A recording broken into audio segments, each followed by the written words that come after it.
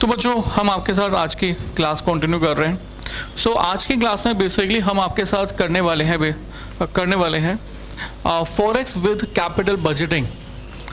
क्या करने वाले हैं सर?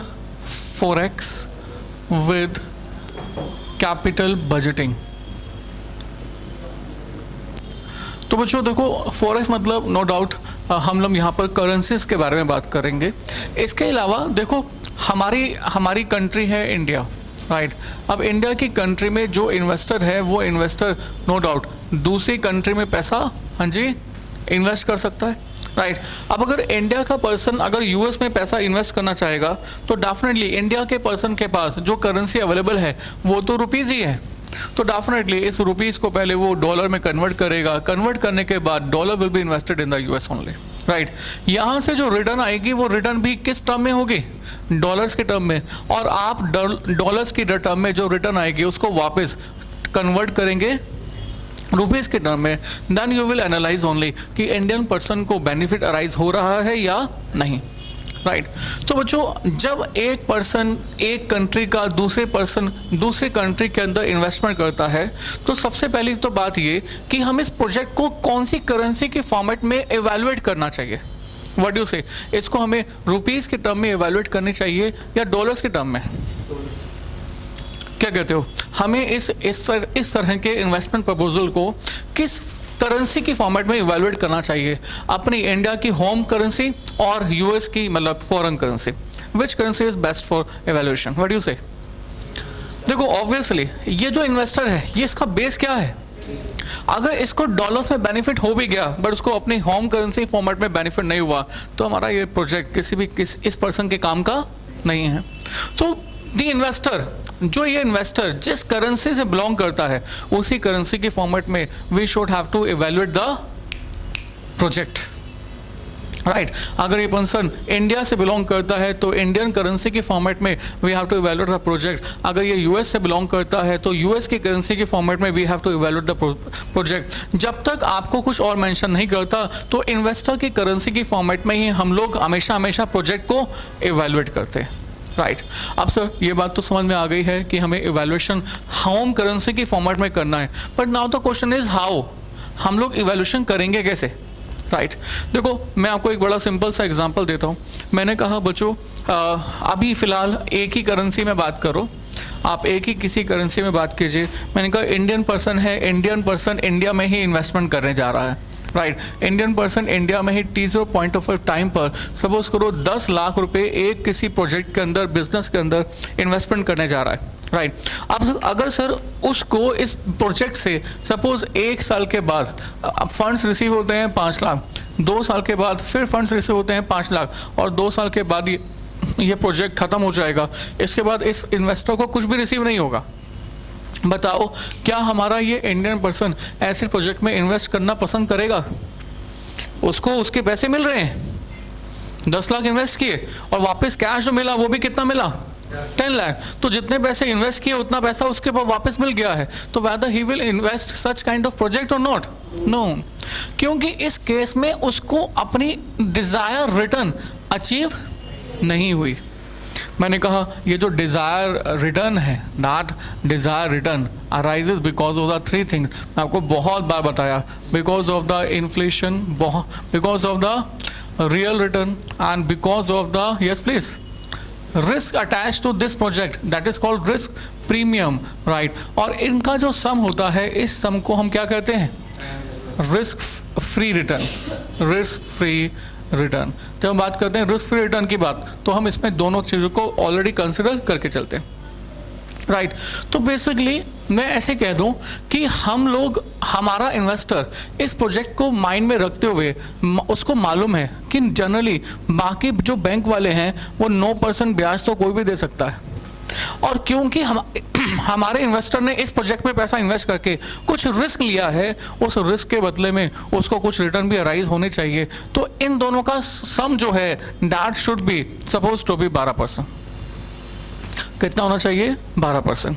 अब सर ये 12% जब ये रिटर्न की एक्सपेक्टेशन हमारे इन्वेस्टर की पता चल जाती है, तो अब हम ये कहेंगे कि 5 लाख और 5 लाख, ये जो 5 लाख और 5 लाख हैं, यहाँ पर तो उसको 12% रिटर्न प्रोवाइड कर ही नहीं रहे।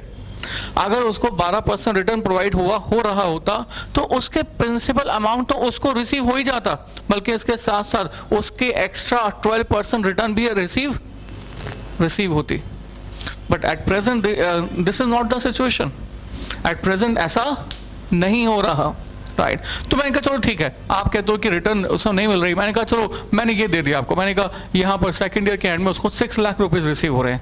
अब अगर 6 लाख रुपीस रिसीव हो रहे हैं तो बताइए क्या अब हमारा इन्वेस्टर एसेट प्रपोजल के अंदर एक्सेप्ट करेगा? उसकी डिजायर रिटर्न कितनी है? 12%। तो इसका मतलब ये हुआ कि जो उसका कैश इनफ्लो है that must consist of 2 things. Number 1 his investment and number 2 the desired return of 12%। तो अगर मैं इसके कैश इनफ्लो में से अपनी डिजायर रिटर्न माइनस कर दूं तो बाकी क्या बच जाना चाहिए? 10 लाख। और फ्यूचर के कैश इनफ्लोस में से ये 12% में माइनस करूंगा कैसे? I will use the compounding concept, right. और कंपाउंडिंग कॉन्सेप्ट को यूज करते हुए I will divide it by 1 + r power t and again 6 lakh divided by 1 + r power t। और जो ये हमारी डिजायर रिटर्न है, ये डिजायर रिटर्न क्वेश्चन के अकॉर्डिंग कितनी है? Basically 12%, and this is power 1 and this is power 2, and the sum of these two should be at least rupees 10 lakh, right. तो बच्चों आपने कैलकुलेशन की और आपने कैलकुलेशन करके बताया कि कैलकुलेशन ये कितनी आती है। Yes please do this calculation.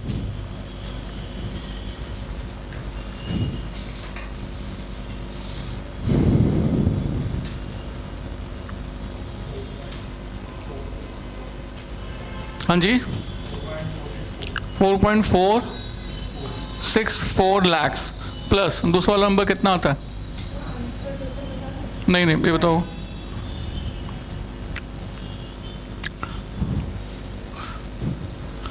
बच्चों याद है कैलकुलेशंस कैसे करते हैं? राइट, 4.786 बोलो 8316 लाख, राइट। और इनका सम भी कर दीजिए 47, राइट, 448 लाख, ये आ गया। तो मतलब अगर 5 लाख और 6 लाख में से उसकी अपनी डिजायर रिटर्न हटा दिया जाए तो उसको प्रिंसिपल के सिर्फ और सिर्फ कितना रिटर्न, कितना प्रिंसिपल का उसको कितना अमाउंट बैक वापस मिल जाता है? 9.24744। इसका मतलब है उसको इस वाले कैश इनफ्लोज में से उसकी डिजायर रिटर्न अचीव नहीं हो रही। अगर ये अमाउंट 10 लाख रुपए का आ जाता तो मैं कहता यस, वो अपने 10 लाख रुपए रिसीव कर रहा है और साथ ही साथ डिजायर रिटर्न तो हम पहले से माइनस कर चुके हैं, राइट। तो बच्चों मतलब कैसे मैं फाइंड करूं कि हमारा ये प्रोजेक्ट एक्सेप्टेबल है या नहीं? तो इसके लिए मैंने एक प्रेजेंटेशन दे दी, राइट। इस प्रेजेंटेशन को मैंने इस तरह से लिखा। मैंने कहा सर सबसे पहले एक काम करो, सबसे पहले जितने भी ये ईयर्स हैं आप इन सभी के सभी ईयर्स को कंसिडर कीजिए 1, 2, और उसके बाद हर ईयर में जो हमारे प्रोजेक्ट में कैश इनफ्लो रिसीव हो रहा है दैट शुड बी कंसिडर। मैंने कहा 5 लाख है, ये 6 लाख है। And then you have to consider present value factor. Desire return जितना भी था उसके अकॉर्डिंग आप प्रेजेंट वैल्यू फैक्टर कंसिडर कीजिए। तो हमने फर्स्ट ईयर का और सेकंड ईयर का 12% के according present value factor consider कर लिया। Yes please. 0.8928। दूसरे के लिए 7972 कर देते हैं, ठीक है। तो आपने इसके बाद इस कैश इनफ्लो को प्रेजेंट वैल्यू फैक्टर से मल्टीप्लाई किया। तो जैसे ही आप 5 लाख को प्रेजेंट वैल्यू फैक्टर से मल्टीप्लाई करते हो तो 12% रिटर्न ऑटोमेटिकली माइनस हो जाती है। माइनस कर दिया आपने, कहा ये आ गया present value of cash inflow. तो बच्चों multiplication of this is called 4. और बच्चों मल्टीप्लाई कीजिए 4.78316 लाख, और आपने इनको प्लस कर दिया। इसको मैं क्या नाम देता हूं? हाँ जी, present value of cash inflow. Yes please, addition of this 9.72 lakh, और इसमें से आप माइनस कर दीजिए present value of cash outflow. और present value of cash outflow कितने रुपीज़ का है? 10 लाख का। तो आपने 10 लाख रुपीज़ का माइनस कर दिया। 0.25 28 lakhs नेगेटिव। तो आपके present value of cash inflow में रिकवरी कम से कम 10 लाख की होनी चाहिए, जबकि रिकवरी हुई 9.24728, यानी कि इतने रुपए की आपके कैश आउटफ्लो की रिकवरी नहीं हो पाई। और इस वाले नॉन रिकवरी वाले अमाउंट को हम क्या कहते हैं? Net present value. Net present value is always computed after subtracting a minimum desire return. Minimum desire return जब फ्यूचर के कैश इनफ्लोस में से आप माइनस कर दोगे, माइनस कर रहे हो ना यहाँ पर, कंपाउंडिंग होने के कारण से प्रेजेंट वैल्यू फैक्टर को जब यूज करते हैं तो ये मिनिमम डिजायर रिटर्न फ्यूचर के कैश इनफ्लोस में से माइनस हो जाती है। तो जब आपने प्रेजेंट वैल्यू फैक्टर यूज किया तो प्रेजेंट वैल्यू कैश इनफ्लो जो आया देखो पहले से कम है, तो एक किस्म से 5 लाख में से 12% की 1 साल की रिटर्न माइनस कर दी, 6 लाख में से 12% की 2 साल की रिटर्न माइनस कर दी। सो इनका जो सम है that is basically present value of cash inflow, जो कि हमारा बेसिकली 10 लाख रुपए रिकवर नहीं हो पाया, तो 10 लाख भी माइनस कर दीजिए, remaining you have the net present. अब अगर ये एनपीवी नेगेटिव आ गया तो उसका मतलब है कि हमारा प्रोजेक्ट हमें 12% रिटर्न प्रोवाइड नहीं कर पा रहा, तो इसलिए हम इस तरह के प्रोजेक्ट को एक्सेप्ट नहीं करेंगे। Hence we will not accept project, right? और अगर ये NPV पॉजिटिव आ जाता तो हम प्रोजेक्ट को एक्सेप्ट कर देते, right? If that NPV is positive, we will accept it. If that is negative, we will reject the proposal. तो जिस तरह से आप इस तरह के इंडियन प्रोजेक्ट को एक्सेप्टेंस एंड रिजेक्शन के बाद नेट प्रेजेंट वैल्यू के बेसिस पे करते हो, ऐसे ही आप फॉरेन में अगर कोई पैसा इन्वेस्ट करते हो तो आप ये कंसिडर करोगे कि उस प्रोजेक्ट का एनपीवी नेट प्रेजेंट वैल्यू आपके पास क्या आ रहा है, पॉजिटिव आ रहा है या नेगेटिव आ रहा है। If it is positive then you will accept, negative you will reject, right? तो प्लीज कॉपी दिस। अगर आपने नया सीखा है इसमें, तो अगर आपने ये पुराना ही सीखा है तो इसको कॉपी करने की जरूरत नहीं है। एक्चुअली ये सब चीज़ें शायद आप कहीं ना कहीं पहले कर चुके हैं, राइट? आज इसलिए रिवाइज करवाया क्योंकि इसकी आज हमें आज फिर से ज़रूरत है। जब जिस चीज़ की जहाँ ज़रूरत होती है वहाँ रिवाइज करवाया जाएगा, क्योंकि हम तो मान के चलते हैं कि बच्चा जो है कुछ नहीं जानता, राइट? तो बच्चों now we have to see this question number 18th। Extra questions के अंदर we have to see the question number 18th, right? तो प्लीज क्वेश्चन रीड करेंगे। Can I rough this? ठीक है, तो क्वेश्चन नंबर 18th रीड कर रहे हैं हम लोग।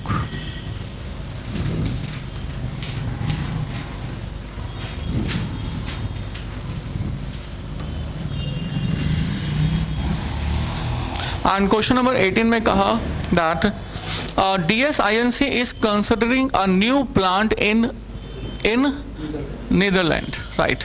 तो बच्चों DSINC इज कंसिडरिंग, ये DSINC जो है वो किसी दूसरी कंट्री की कंपनी है, एंड INC जो वर्ड यूज होता है incorporation, that is basically used in the USA, right? तो US की कंपनी है जो कि कहाँ पर एक प्रोजेक्ट इन्वेस्ट करने की सोच रही है। हाँ, राइट, क्या मतलब होता है? Incorporation Netherlands, right? तो आगे चलते हैं। The plan will cost 26 million guilders, right? तो मैंने इसको 26 मिलियन जी लिख देता हूँ, राइट? तो G is the currency of the Netherland. Incremental cash flows are expected to be 3 million guilders per year for the first 3 years। तो बच्चों पहले 3 सालों के लिए जो आपके पास इंक्रीमेंटल कैश इनफ्लोज हैं वो ये वाला है। फिर से कहता है that incremental cash flows are expected to be 3 million guilders per year for the first 3 years। कहता है कि 1 to 3 years के लिए आप जो इस वाले प्रोजेक्ट से इंक्रीमेंटल कैश इनफ्लो अर्न करोगे वो कितना होगा? Basically 3 million G, and 4 million guilders for the next 3 कहता है कि अगले 3 सालों के लिए। अगले 3 साल मतलब क्या? 4 5 6, राइट। पहले कौन से ईयर्स की बात कर रहा था? 1 2 3। अब कौन से ईयर्स की बात कर रहा है? 4 5 6। तो अगले 3 सालों के लिए हम लोग कितने? 4 million G, right. And 5 million guilders in the year 6 7 to 9, कहता है 7 8 9, आई रिपीट 7 8 9 ईयर्स के लिए how much? 5 million G. And 6 million guilders in the year 10 through 19, कहता है कि 10 से 19 साल तक हम लोग जो यहाँ पर अर्न करेंगे that will be the 6 million G. So this is the cash inflows that we will arise if we will invest in the Netherlands, right? तो बच्चों आगे लिखा हुआ है that after which the project will be terminated and no residual value। तो 19 year के बाद हमारे प्रोजेक्ट से हमें कुछ भी कैश इन्फ्लो रिसीव नहीं होने वाला, हमारा प्रोजेक्ट खत्म हो जाएगा, बंद हो जाएगा। And then The present exchange rate is 1.9 guilders per dollar.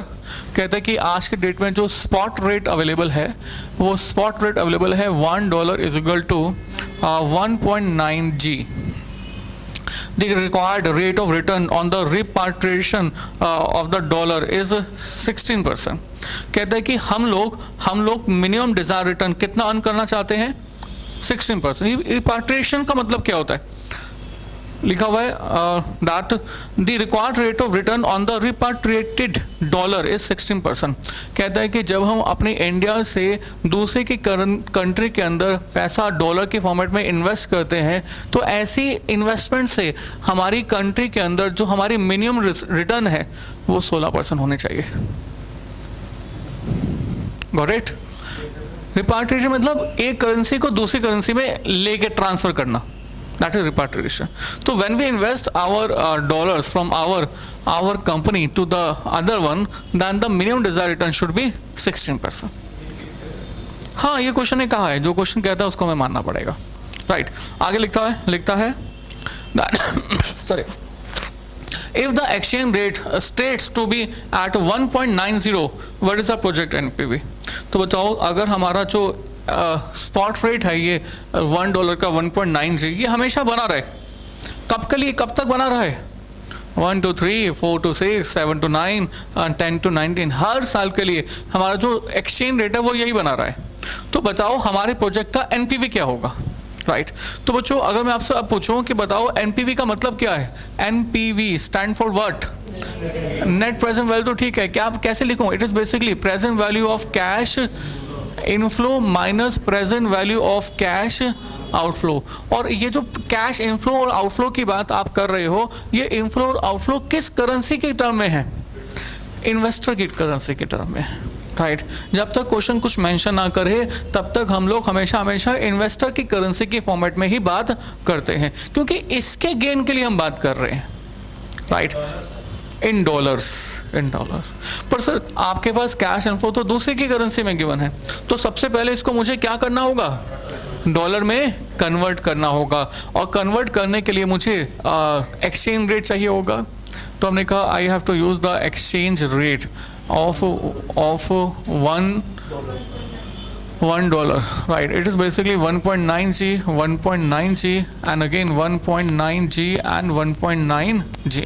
तो this is basically exchange rate, right? अब बच्चों मुझे बताना exchange rate से multiply या divide?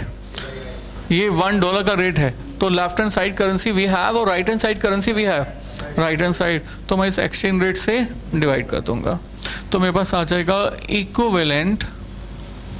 equivalent yes dollars, right? How much?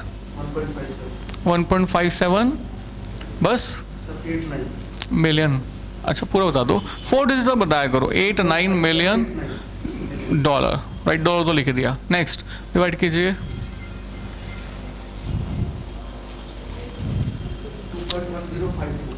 2.52 dollar है, right. Next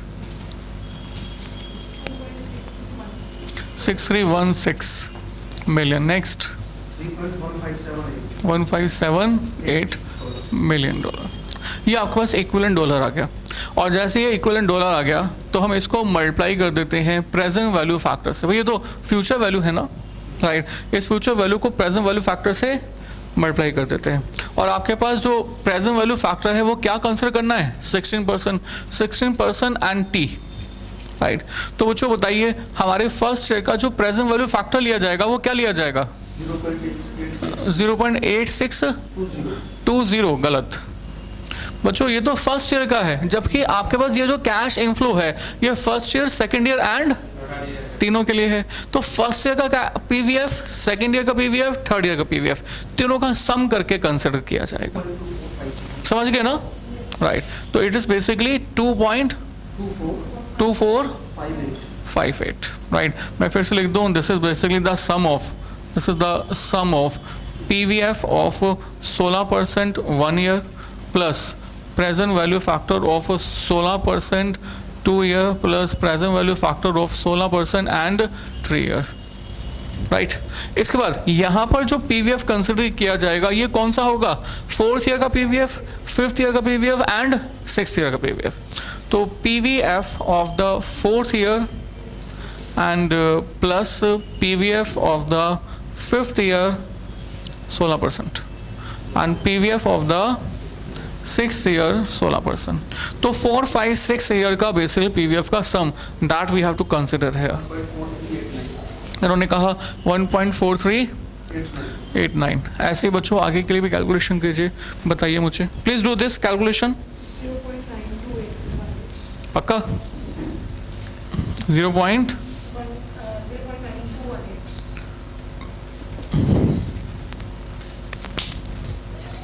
Please do this yourself.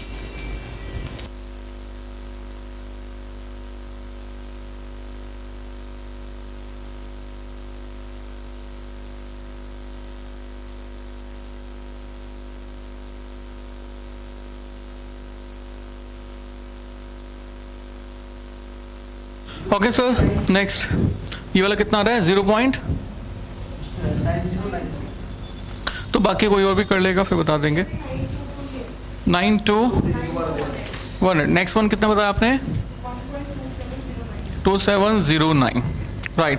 तो बच्चों ये आपने प्रेजेंट वैल्यू फैक्टर निकाल दिया। बच्चों ऊपर ध्यान दो एक बार, अगर आप इक्विवेलेंट डॉलर को प्रेजेंट वैल्यू फैक्टर से मल्टीप्लाई कर देंगे तो बेसिकली क्या हो जाएगा, 3 सालों के जो कैश इनफ्लोज हैं उनमें से हमारी मिनिमम डिजायर रिटर्न माइनस हो जाएगी, राइट। तो आप मल्टीप्लाई कर दीजिए और बताइए कितना आता है।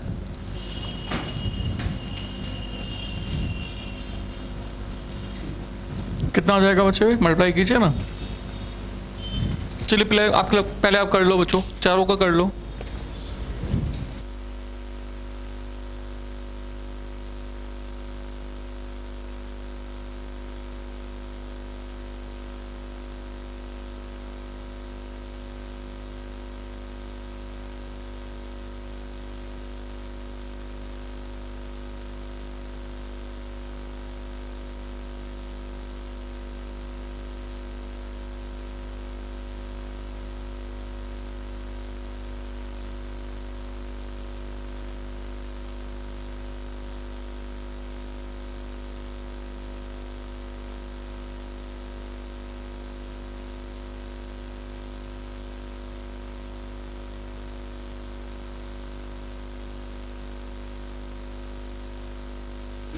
हाँ जी बच्चों, मल्टीप्लाई कर दिया कितना आ गया आपके पास, 54589।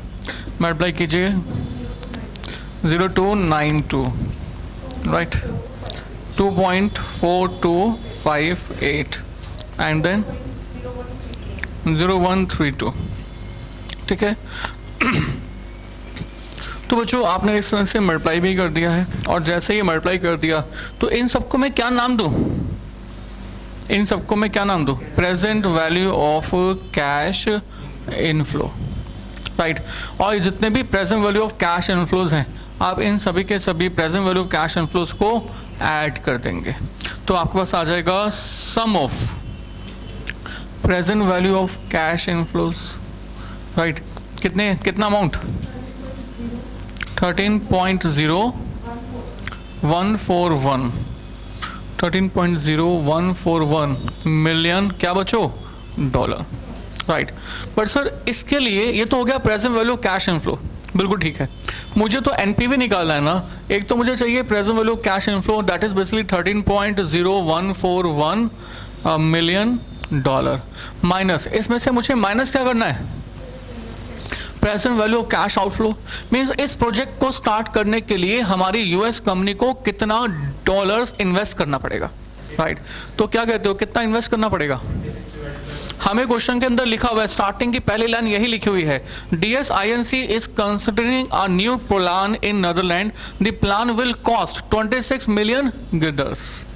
कहता है कि हमारी कंपनी जो स्टार्टिंग में पैसा इन्वेस्ट करेगी वो 26 मिलियन गिल्डर्स होगी, तो पहले उसको भी हम यूएस डॉलर में कन्वर्ट कर लें, राइट तो आप ये यूएस डॉलर में कैसे कन्वर्ट करेंगे, हम लिखेंगे इक्विवेलेंट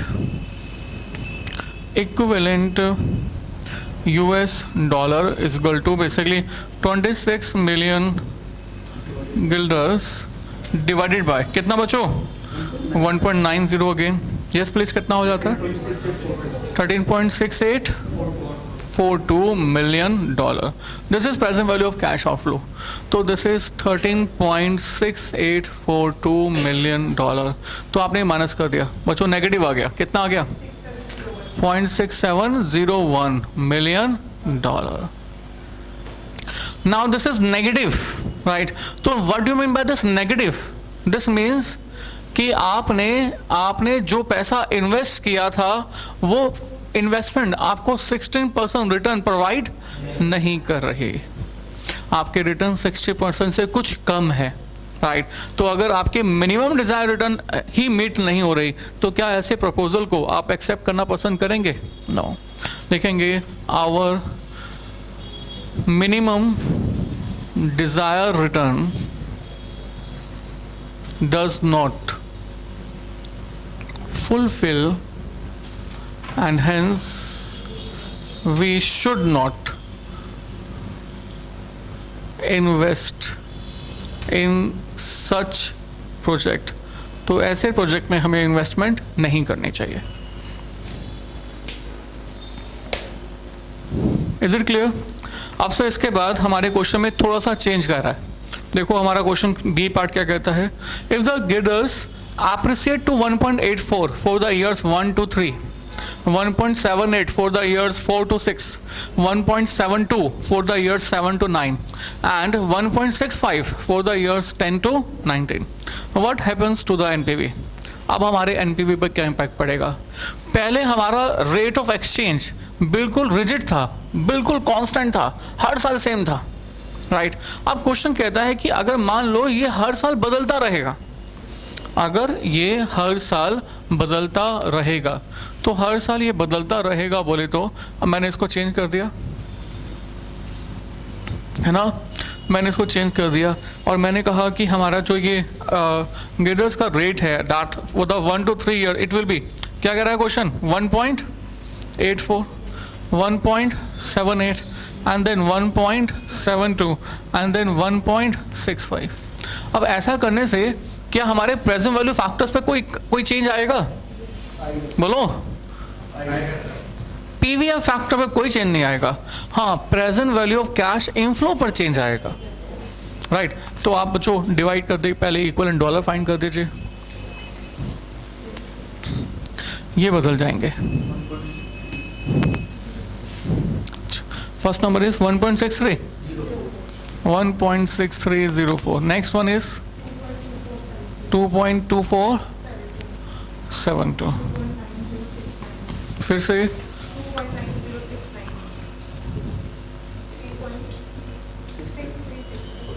6364 मिलियन। तो now present value of cash and flow multiply कर देंगे,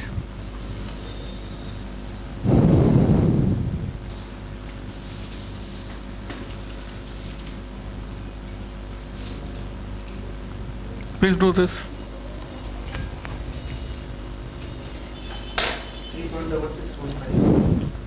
3.6615 and then 2334 मल्टीप्लाई कर दीजिए 67 95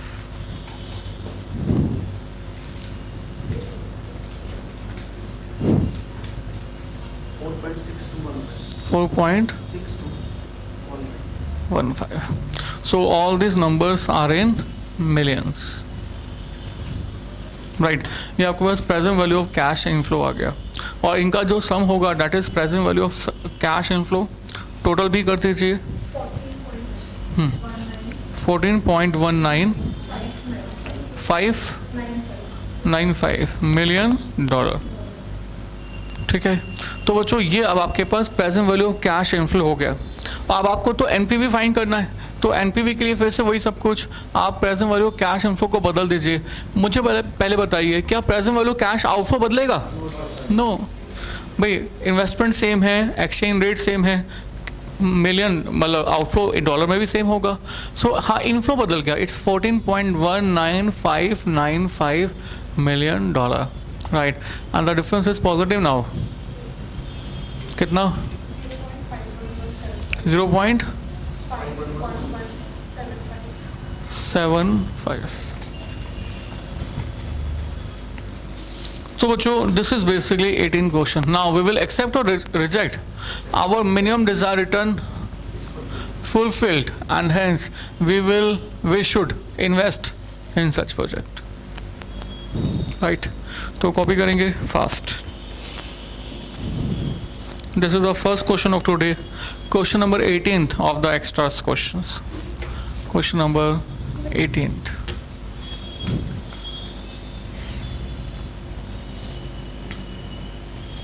After this you have to start question number 19th.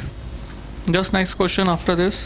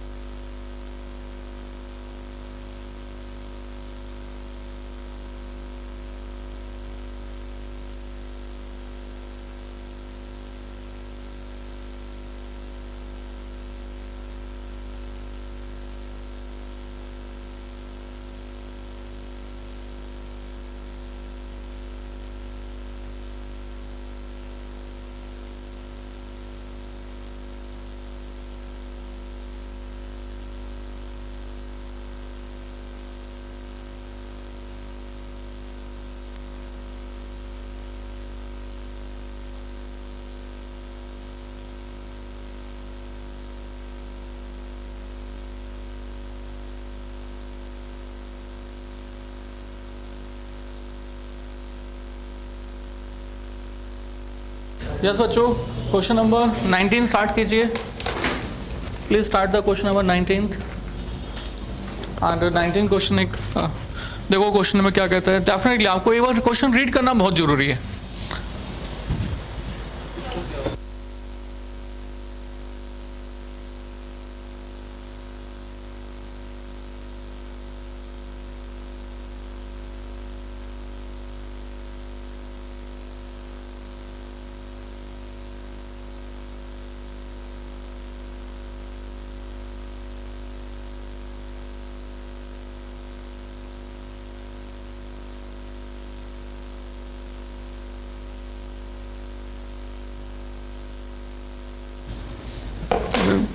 ICC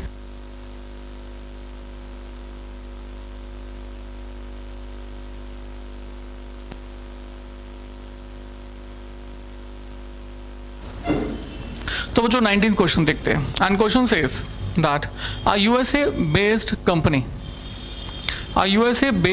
is planning to set up a software development unit in India. कहते हैं कि हमारी जो company है वो कौन सी कंट्री की बेस्ड है। 19 क्वेश्चन ऑफ एक्स्ट्रा क्वेश्चंस कर रहे हैं, तो this is the based of the USA, right. USA based company is planning to set up a software development unit in India. तो ये जो कंपनी है ये इंडिया में एक यूनिट लगाने का प्लान कर रही है, राइट। गुड और बैड? गुड, अच्छी बात है। आगे चलते हैं। Software development of Indian unit will be bought back by the US parent at a transfer price of $10 million. So India से जब सॉफ्टवेयर वापस यूएस में जाएगा तो ट्रांसफर प्राइस, इसको ट्रांसफर प्राइस क्यों कह रहे हैं? This is within the same company. जब हम एक ही कंपनी के अंदर गुड्स एक प्लेस से दूसरे प्लेस में ले जाते हैं तो यहाँ पर सेलिंग प्राइस डिसाइड हो रखा है, और जो ये ट्रांसफर प्राइस सेलिंग प्राइस है दैट इज बेसिकली क्वेश्चन के अकॉर्डिंग कितना है ये? $10 million, not rupees, $10 million, right. After this and then question ने कहा the unit will remain in existent for India for 1 year. तो ये जो यूनिट लगाई जा रही है नई वाली, इसके जो लाइफ टाइम है that is only 1 year, life is only 1 year, ठीक है। और आगे चलते हैं बच्चों, that the software is expected to get develop within this time frame. तो इस टाइम फ्रेम के अंदर सॉफ्टवेयर डेवलप हो सकता है, राइट, मतलब 1 साल की ही बात हो रही है। The US based company will be subject to corporate tax of 30%। तो बच्चों हमारे यूएस के अंदर जो टैक्स रेट है वो कितना है? 30%। This is the tax rate of US only, right. और आगे लिखा हुआ है and a with holding tax of 10% in India. कहते हैं कि इंडिया में भी इसके ऊपर टैक्स चार्ज किया जाता है, that is 10%। That is not income tax, this is withholding tax. Withholding tax. Basically, this kind of tax is only imposed on the revenue of the company, not on the profit. This is on the revenue of the company, right? जैसे कि India से US में हमारा जो software है वो किस transfer price पर ट्रांसफर किया जा रहा है? 10 मिलियन। तो $10 मिलियन पर बेसिकली 10% का टैक्स चार्ज किया जाएगा। Got it? ओके, चलिए आगे चलते हैं। मतलब इंडिया, देखो हो क्या रहा है, देखो ध्यान से समझना प्लीज। ऊपर देखो, अगर यूएस कंपनी इंडिया में एक यूनिट लगाती है, राइट, सॉफ्टवेयर डेवलप करती है, सॉफ्टवेयर डेवलप करके अपने ही पास ले आती है, तो एक किस्म से हमारी ये भी वही कंपनी है, ये भी सेम कंपनी है। तो सेम कंपनी से अगर सॉफ्टवेयर डेवलप होके गया तो कॉस्ट प्राइस पे ही ट्रांसफर हो गया, राइट। अब कॉस्ट प्राइस पर जब ट्रांसफर हो गया तो इंडिया में जो प्रॉफिट आया वो प्रॉफिट कितना आया? नील। तो इस केस में इंडिया वाले तो देखते रह जाएंगे कि इंडिया में कंपनी फॉर्म हुई, सॉफ्टवेयर डेवलप हुआ, सब कुछ हुआ, बट यहाँ पर प्रॉफिट जीरो का टैक्स जितना मर्जी रेट हो जीरो ही आएगा, राइट। तो ऐसे केसेस में किस टाइप का टैक्स लगता है? With holding tax. मीन्स यहां पर कॉस्ट कितनी आई, प्रॉफिट कितना हुआ, उससे मतलब नहीं है, मतलब है ट्रांसफर प्राइस से। Transfer price should be appropriate and we will charge the tax only on the transfer price, right. तो इंडिया में जो टैक्स चार्ज किया जाएगा वो रेवेन्यू में किया जाएगा। Got it? ओके, आगे चलते हैं बच्चों। And will not be eligible for the tax credit in US. कहता है कि ये जो इंडिया का विद होल्डिंग टैक्स होगा तो ऐसा नहीं है कि यूएस में जितना भी टैक्स बनेगा उस टैक्स में से हमारे इस कंपनी को यूएस के इस टैक्स में से इसका क्रेडिट मिल जाएगा, राइट। भाई जैसे सैनवर्ट क्रेडिट होता है, क्या होता है? पहले एक बार आपने टैक्स पे किया, उसको दूसरी जगह पर क्लेम कर लिया तो दूसरी जगह का टैक्स कम हो गया। पर सर यहाँ पर ऐसा कुछ नहीं होने वाला। जो विद होल्डिंग टैक्स इंडिया में आपने पे किया है, डजंट मैटर कि ये टैक्स यहाँ पर सेट ऑफ होने वाला है, ये 30% अलग है, ये 10% अलग है। मीन्स हमारी कंपनी को दोनों की लायबिलिटी को अलग अलग बियर करना पड़ेगा, right. This is the question basically. अभी तो हम सिर्फ क्वेश्चन की लैंग्वेज को रीड कर रहे हैं, समझ रहे हैं। Okay, and will not be eligible for the tax credit in US. The software developed will be sold in the US market for $12 million. कहता है कि जो सॉफ्टवेयर इंडिया में डेवलप किया गया तो वो यूएस में सेल किया गया, और वो सेल किया गया कितने में? $12 मिलियन में. Okay, other estimates are as follows. तो बाकी एस्टिमेट्स इस प्रकार हैं. Rent for the fully furnished unit with necessary hardware in India is ₹15 lakh. तो यहाँ पर हमने कहा this is the cost of furniture etcetera, या furniture and computers, hardware etcetera. तो ये जो कॉस्ट है दैट इज 15 लाख रुपीज़ में है, इंडिया की कॉस्ट है. मैन पावर कॉस्ट, तो मैन पावर कितनी लगेगी? तो मैन पावर के लिए इन्होंने कहा दैट मैन पावर लेबर लगेगी 80 software professionals will be working for 10 hours each day and ₹400 per man hour. तो बच्चों क्या कहता है कि हमारे जो मैन आवर्स हैं वो कितने लगेंगे? हमारे एक दिन के अंदर, 1 डे के अंदर कितने घंटे काम होगा? 10 आवर्स, राइट. तो बच्चों एक साल के अंदर हर रोज काम होगा 365 दिन, तो 365 से मल्टीप्लाई किया.